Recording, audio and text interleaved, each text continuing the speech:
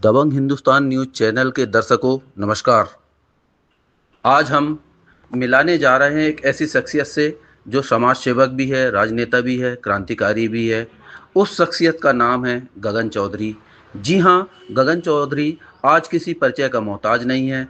छिंदवाड़ा की पावन धरा से निकलकर गगन ने राष्ट्रीय स्तर पर अपनी अलग पहचान बनाई है। उनके प्रेरक विचारों को दबंग हिंदुस्तान न्यूज चैनल आप सुधी दर्शकों के समक्ष लेकर आया है। गगन चौधरी ने बड़ी निष्पक्षता, निर्भीकता के साथ उन सभी सवालों के जवाब दिए जिनसे अमूमन लोग कतराते हैं। पारिवारिक, सामाजिक, शैक्षणिक, स्वास्थ्य, आर्थिक और राष्ट्रीय मुद्दों पर आज की शख्सियत गगन चौधरी का बेबाक अंदाज सिर्फ दबंग हिंदुस्तान में। आज हमारे साथ में एक ऐसी शख्सियत है जिनके बारे में लोग अलग अलग तरीके से चर्चा करते हैं, कभी राजनीतिक के रूप में, कभी समाज सेवा के रूप में, तो कभी क्रांतिकारी के रूप में।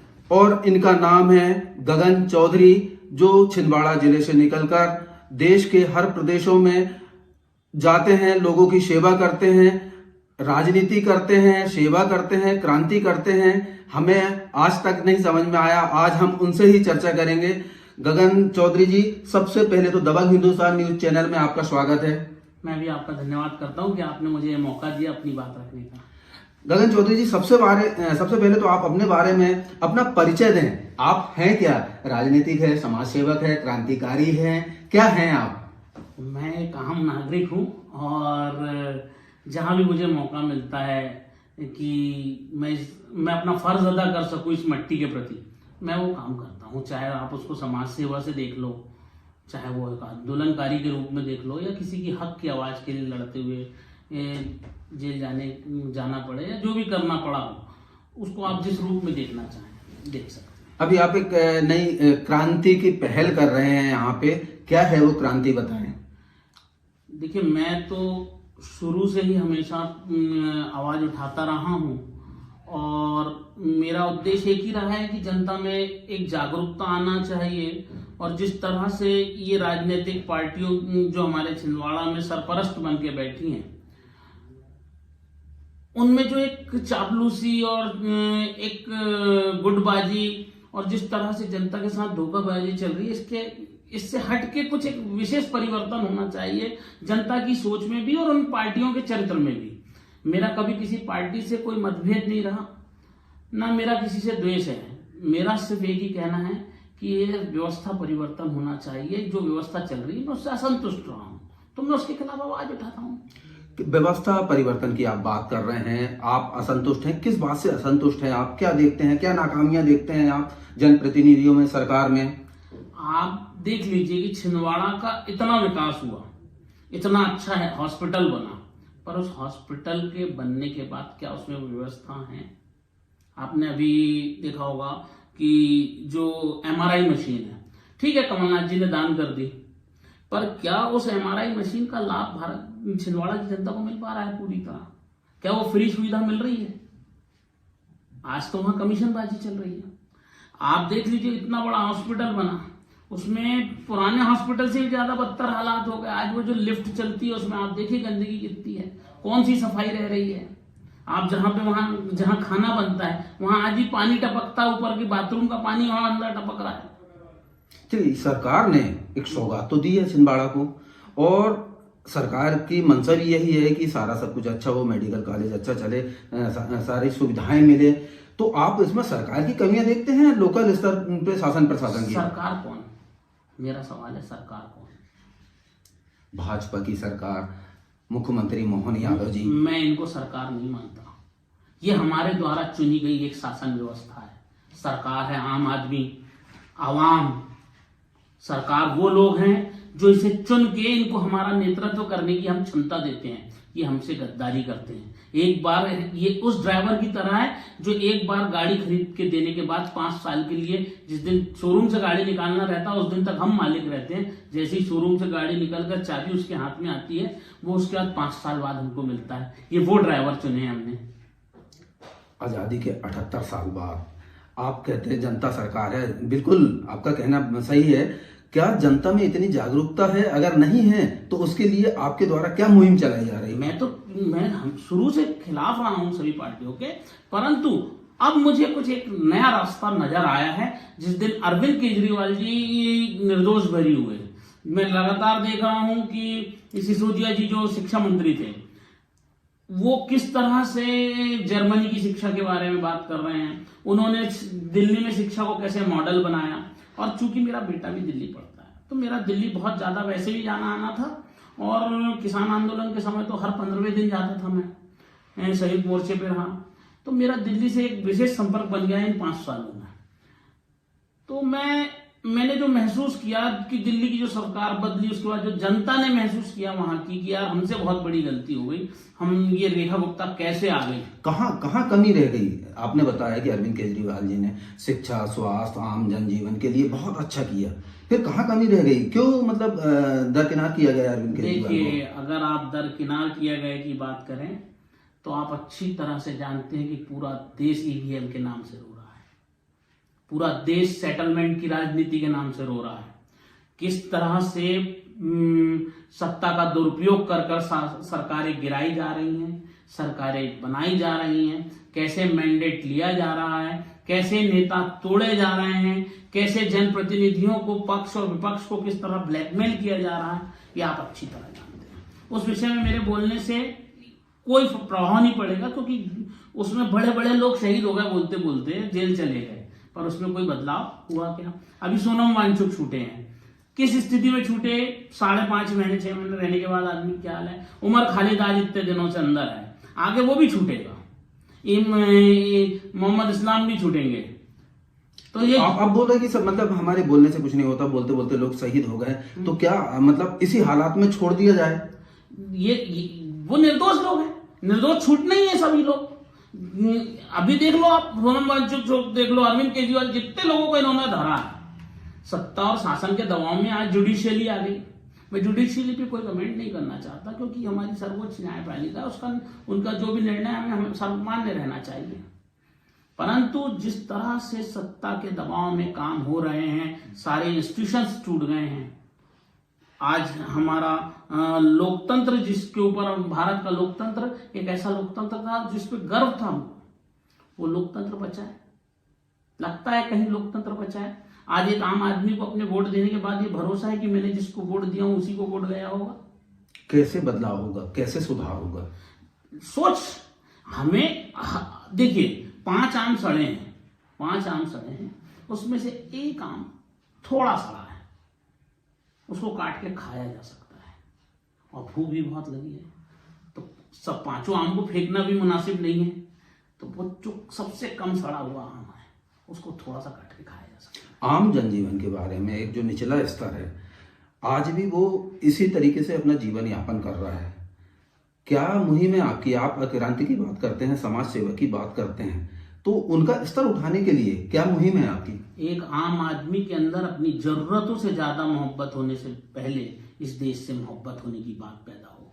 आम आदमी को जेल का डर खत्म होना चाहिए कि यदि हम सत्यता के लिए सही रहते हुए अगर एक नहीं ताउम्र भी अगर जेल में कोड़ दिए गए, तो हम उन क्रांतिकारी शहीदों के समान जीवन यापन करते हुए अपना जीवन दान कर देंगे, जैसे हमारे नेताओं ने किया, जो शहीद क्रांतिकारी थे, जिन्हें आजादी की लड़ाई लड़ी।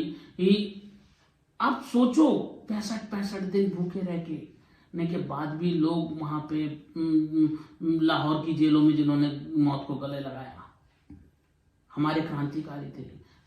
भगत सिंह के बारे में सोचो आप, उसको एक दिन पहले कहा गया कि माफीनामा लिख दे, नहीं लिखता है वो बच्चा, 23 साल का उम्र का आदमी। आप सोचिए कि चंद्रशेखर आजाद को कहा जाता है कि तेरे माँ बाप को 1 जून की रोटी नहीं है, तू ये लूट कर पैसा ला रहा है, ये डकैती डालकर। तो उसने बोला कि डकैती से आया पैसा देश के लिए हथियार खरीदने के लिए है, अंग्रेजों के खिलाफ क्रांति करने के लिए। मैं इसका पैसा अपने व्यक्तिगत उपयोग में नहीं ले सकता हूँ।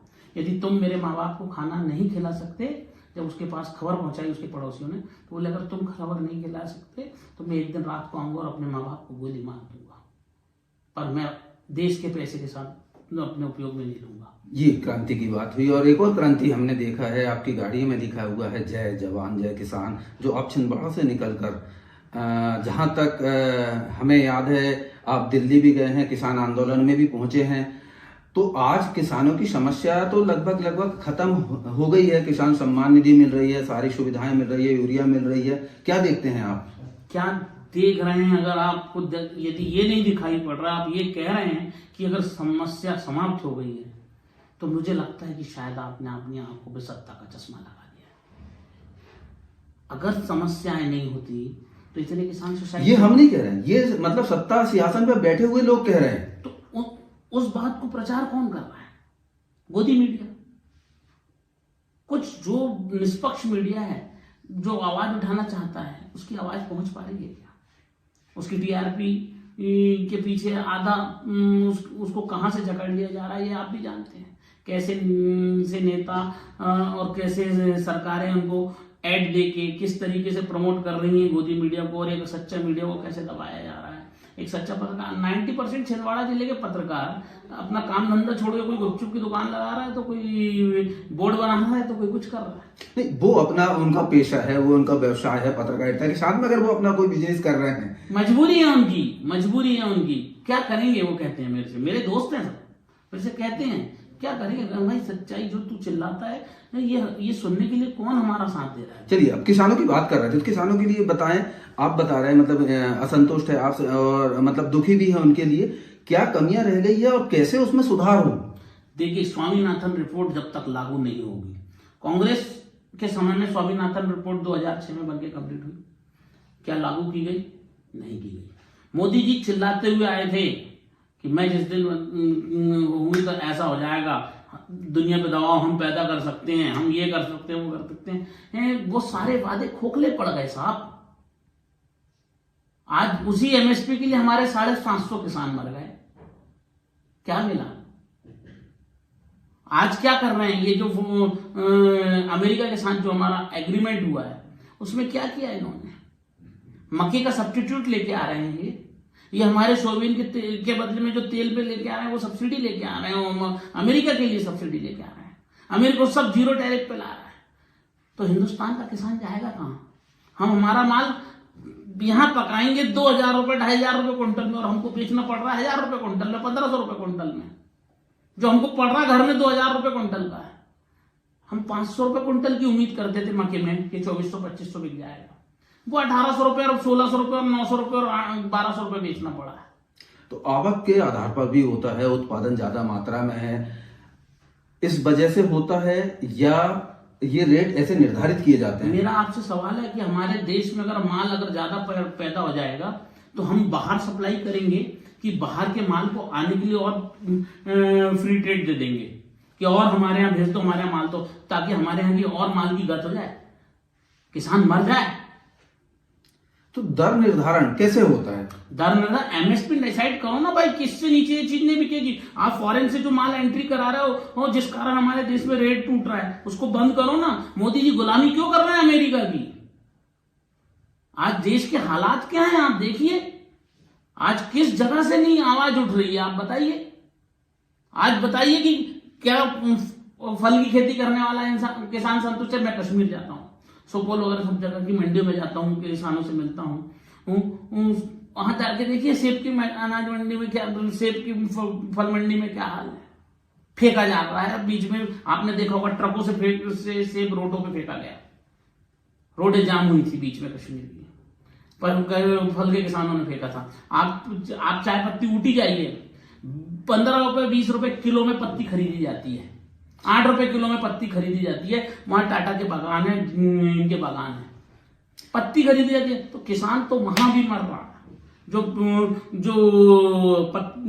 चाय पत्ती जैसी जो 400 रुपए किलो बिकने वाली चाय पत्ती, उसकी पत्ती भी उनसे 15 रुपए 20 रुपए किलो खरीद के प्रोसेस करके फिर पत्ती बना के आपको बेचा जा रहा है। उन किसान को क्या मिल रहा है? जो ऑयल बनाने में, सोयाबीन का ऑयल निकालने, वो ओएफसी बेचती हैं, जमाने की चीज बेचती हैं, खली बेचती हैं, उसकी सारी चीजें डीओसी बेची जाती है। पर किसान को क्या मिलता है?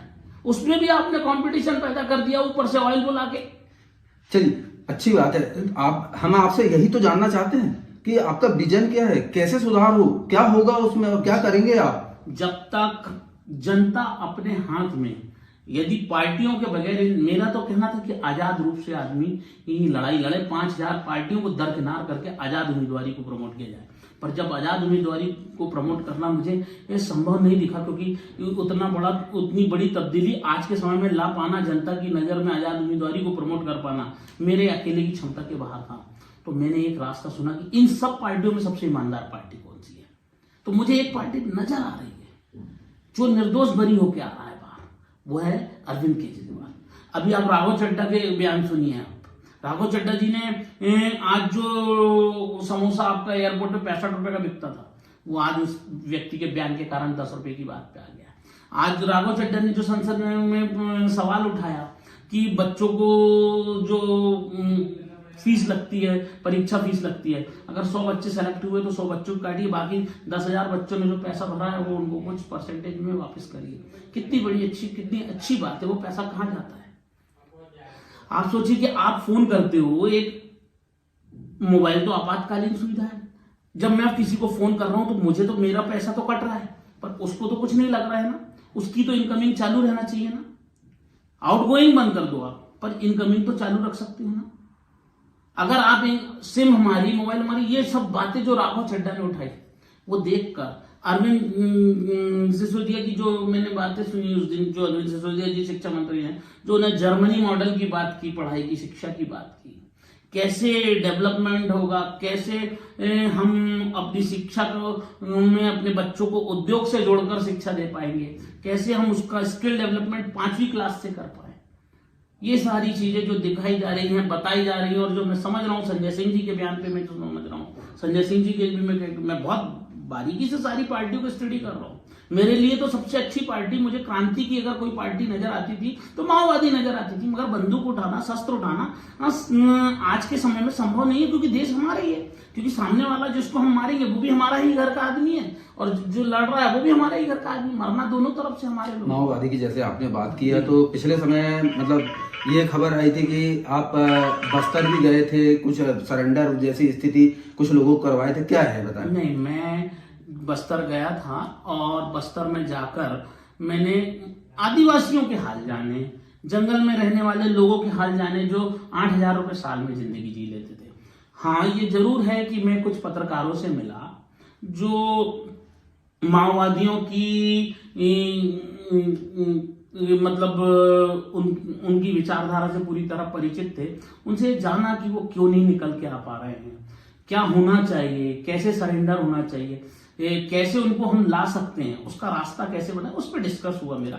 और काफी लोगों से चर्चाएं हुई। वहां के जो प्रोटेस्ट करने वाले काफी लोग हैं, और जिनके माध्यम से मैं जो अपने वीडियो बनाकर उन तक खबर पहुंचा सकता था, मैंने वो कोशिश की थी कि यार मुझे ये लगता है कि इस देश की लड़ाई, चाहे वो किसी देश के किसी भी कोने में लड़ी जा रही हो, मैं अगर इस देश का नागरिक हूं तो मुझे भी तकलीफ हो रही है, तो मुझे वहां पहुंचकर मैं अपनी तरफ से इस देश के लिए क्या अच्छा कर सकता हूं, वो मुझे करना चाहिए। हथियार उठाना, हिंसा करना मानवीयता के भी खिलाफ है, हमारे संविधान के भी खिलाफ है।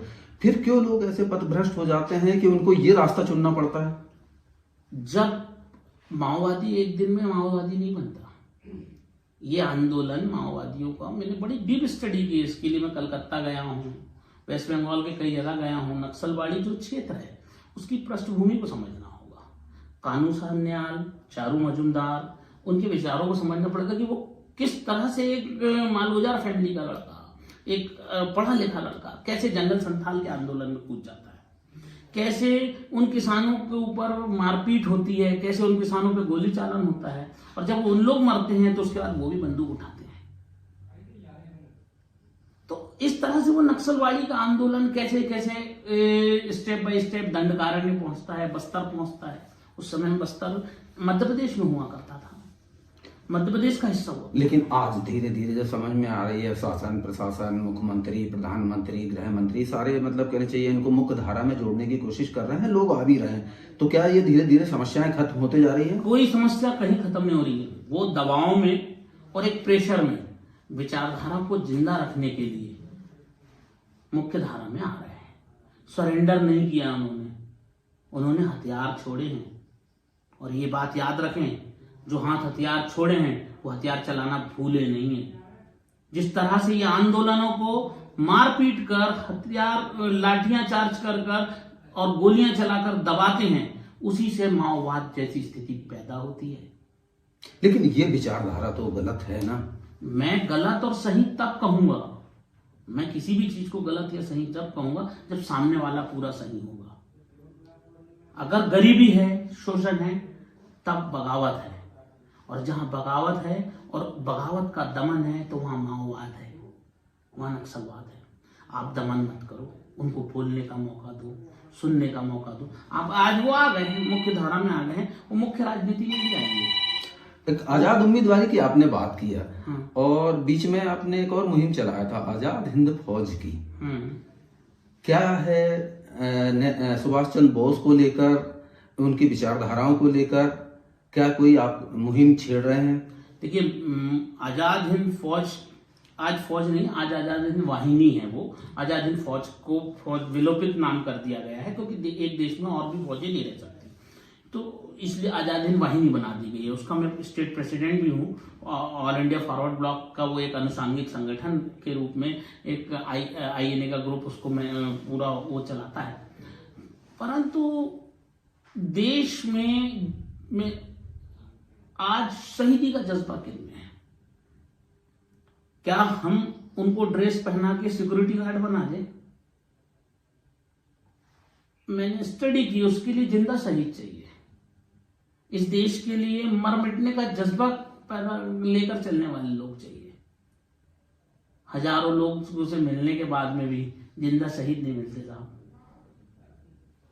इसलिए आजाद हिंद फौज पे मैं स्टेट प्रेसिडेंट रहने के बाद भी मैंने ज्यादा काम नहीं किया, क्योंकि मुझे कोई ऐसा संगठन नहीं खड़ा करना चाहता, मैं ऐसा काम नहीं करना चाहता जो खड़ा तो कर दूं मैं, पर उसके बाद वो दिशा भटक जाए।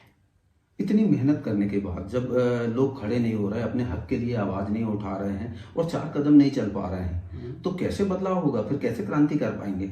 देखिए, जैसे जैसे दमन बढ़ता है वैसे वैसे असंतोष बढ़ता है। आज भारत में कौन सा ऐसा कोना है जहां आंदोलन नहीं हो रहे? बिखरे हुए हैं आंदोलन, अभी ताकतें बिखरी हुई हैं। आप देखिए, शिक्षक अलग प्रोटेस्ट कर रहे हैं, मजदूर अलग प्रोटेस्ट कर रहा है, व्यापारी अलग टैक्स से परेशान है, वो अलग प्रोटेस्ट की स्थिति में है। आप देखिए, लाल झंडे के नीचे कितने सारे संगठन हैं, श्रमिक संगठन है, व्यापारिक संगठन है, वो अलग प्रोटेस्ट कर रहे हैं। तो धीरे धीरे पूरे देश में आंदोलन की स्थिति बनती जा रही है। और आज की डेट में अगर कोई एक उम्मीद दिख रही है मुझे, वो यही दिख रही है। अगर राजनीतिक पार्टियों की बात करूं तो इन दोनों, कांग्रेस और भाजपा का एक नया हल दिख रहा है, आम आदमी पार्टी। तो आम आदमी पार्टी में क्या आपको लगता है कि आम आदमी पार्टी से जुड़कर आप ऐसी क्रांति की अलग जगा सकते हैं, लोगों में सुधार ला सकते हैं? अगर सही है तो फिर क्या कर रहे हैं आप? यदि आम आदमी पार्टी में वाकई में आम आदमी शब्द की इज्जत रखी जाए, ऊपर से बैठी हुई लॉबी, जो आम आदमी पार्टी का जो सिस्टम ऊपर से बैठा है, दिल्ली से बैठा है, भोपाल से बैठा है, प्रदेश स्तर से बैठा है, वो यदि अपने निर्णय जनता पे ना थोपे, वो निर्णय दे, पार्टी की गाइडलाइन दे और बोले कि लोकतांत्रिक तरीके से आप जनता के डिसीजन पे हमें अपना डिसीजन बताओ, और वो यहाँ की जनता के माध्यम से, इस शहर की जनता के माध्यम से इस जिले को चलाने का मौका दें, बहुत कुछ हो सकता है। आम आदमी पार्टी में अभी गंदगी कम है, गंदगी से बहुत दूर है अभी वो। नहीं, फिर भी हमने देखा हाई कमान का जो आदेश होता है तो वो उस आधार पे चलता है, व्यक्तिगत मतलब क्षेत्रवाद के हिसाब से नहीं चलता। तब उस कंडीशन में क्या होगा? हाई कमान का आदेश गुलामों को मिलता है। आम आदमी अगर गुलाम हो गया तो फिर काहे की पार्टी और काहे का आदेश और क्या मानना? मैं गुलामी को मानने के लिए इस पार्टी में नहीं आ रहा हूं, मैं इस पार्टी में एक व्यवस्था परिवर्तन के लिए आ रहा हूं। और मैंने जो सोचा है कि हर निर्णय डेमोक्रेसी से लिया जाएगा, ऊपर से भी आदेश आएगा तो उस आदेश को उस जनता के सामने रखा जाएगा जिसके लिए वो आया है, उसमें से उनका वोटिंग परसेंटेज लेके मैं सिर्फ नाम मात्र का एक सांकेतिक अध्यक्ष बन के रहना चाहता हूं। जो अगर वो बोल रहे हैं कि भैया आप अध्यक्ष बन जाइए, तो मैंने मना भी किया है कि मैं अध्यक्ष नहीं बनना चाहता। मैं कहा था कि बुजुर्गों को या कोई पुराने लोगों को बनाएंगे। यदि बनना भी पड़ता है तो मेरा सिर्फ एक सांकेतिक अध्यक्ष रहूंगा। जो भी निर्णय होगा वो जनता का होगा, वो पार्टी मेंबर्स का होगा। जब तक लोकतांत्रिक तरीके से, आज कांग्रेस के पतन का कारण क्या है मालूम है आपको? कांग्रेस के पतन का कारण क्या है? डिक्टेटरशिप। कमलनाथ जी तो बहुत मजबूत हो गए, कांग्रेस खत्म हो गई, कांग्रेस की विचारधारा खत्म, लोकतांत्रिक नहीं रही कभी कांग्रेस छिंदवाड़ा में। बीजेपी के पतन का कारण क्या है? बीजेपी के पतन का कहाँ कारण? बीजेपी तो विश्व की सबसे बड़ी पार्टी है, आज दिख रही है आपको, पर अंदर उसके डेमोक्रेसी मर गई है। आज ऊपर से आला कमान जिसको चाहे उसको फाइनल कर रहा है, नीचे के लोगों की कहां चल रही है? मर गया है जो जमीनी कार्य करता था। इमारत के कंगूरे जो खड़े हुए हैं ना साहब, वो कब भरभरा के गिर पड़ेंगे नजर भी नहीं आएगा। नींव के सारे पत्थर हटते जा रहे हैं। चलिए, एक समाज सेवक के रूप में, एक राजनीतिक के रूप में, एक क्रांतिकारी के रूप में देश का समग्र उत्थान कैसे हो और कैसे आगे बढ़े और राष्ट्र कैसे मजबूत हो, ये संदेश दबंग हिंदुस्तान के दर्शकों को। मेरा एक ही है कि समाज का जो सबसे आखिरी आदमी है, यदि हम उसको मजबूत कर पाए, ऊपर से आने वाले आदेश पार्टियों के आला नेताओं के, उस आखिरी आदमी से अगर हम सहमति लेते हुए करते आए तो आखिरी आदमी मजबूत होगा और वही पार्टी मजबूत होगी। अगर इस पार्टी में भी अगर खेमेबाजी और ऊपर की डिक्टेटरशिप आ गई तो इस पार्टी को भी कांग्रेस और भाजपा बनने से कोई नहीं बचा सकता। ये थे हमारे साथ में गगन चौधरी जी, जिनका नाम ही गगन में मतलब बहुत सारी चीजें छुपी हुई है, जिन्होंने राजनीतिक रूप से भी, सामाजिक रूप से भी, क्रांति के रूप में भी, समग्र उत्थान के रूप में भी खुलकर चर्चा की और अपने विचार व्यक्त किए। दबंग हिंदुस्तान के लिए मैं कृष्ण कुमार भट्ट, छिंदवाड़ा।